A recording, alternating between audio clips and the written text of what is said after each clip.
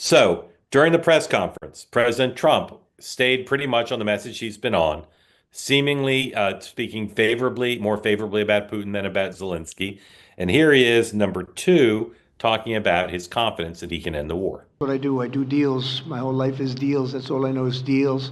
And I know when somebody wants to make it and when somebody doesn't. I will say this: before I came here, there was no communication with Russia whatsoever, and Russia wasn't answering calls. They were not talking to anybody. They wouldn't talk to anybody, and people sort of accepted that as being that they want to go forward and just keep going without stop.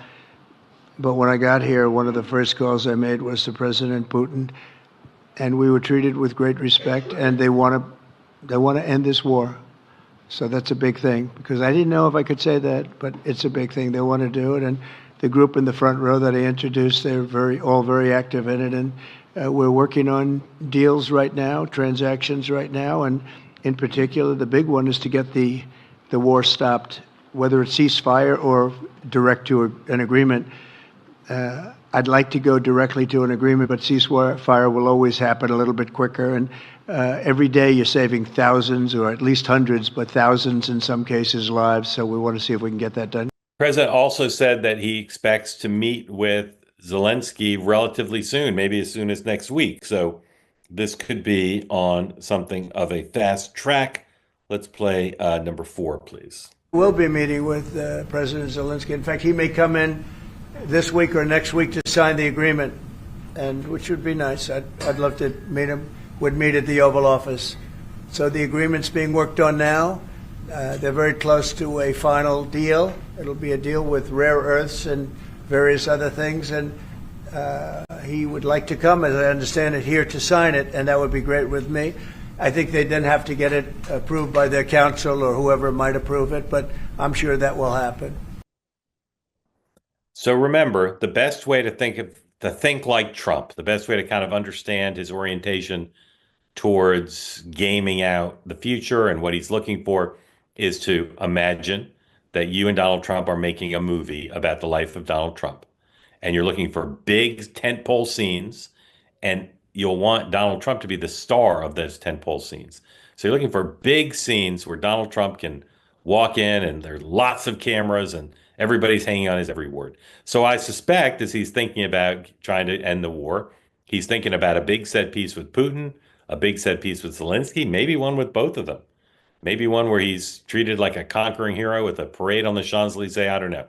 But he thinks about these meetings not just as steps along the way to negotiating a deal, but also again as big cinematic moments where he can be at the center of attention. So um, in at the UN today, in some of the rhetoric still coming out of the administration, you continue to hear.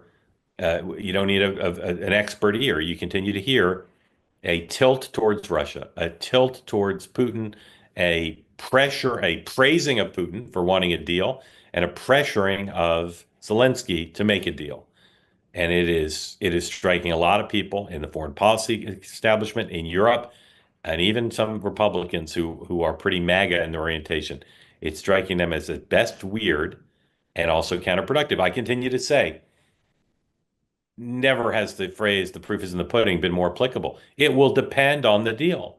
If this leads to a deal on Putin's terms, where he gets lots of territory and no constraints, all the sanctions come off, and he gets to go back into the G whatever, and then he goes into Europe and takes more territory in Ukraine or elsewhere, that'd be a bad deal. State the obvious. But if this is a deal that allows further integration of Ukraine into the West, that does not give Putin the ability to re-engage on a basis that gives him a big advantage, um, it's something different. So I'm still in wait and see mode. I understand why people are bothered by the rhetoric. I find it jarring, and I've said before, since the first campaign, Donald Trump's rhetorical tilt towards Putin, people have provided 75 explanations for it, from from blackmail to wanting to do business to, being an agent, all these things. I don't know what it is. All I know is it's continuing here, and I understand people's concern about it.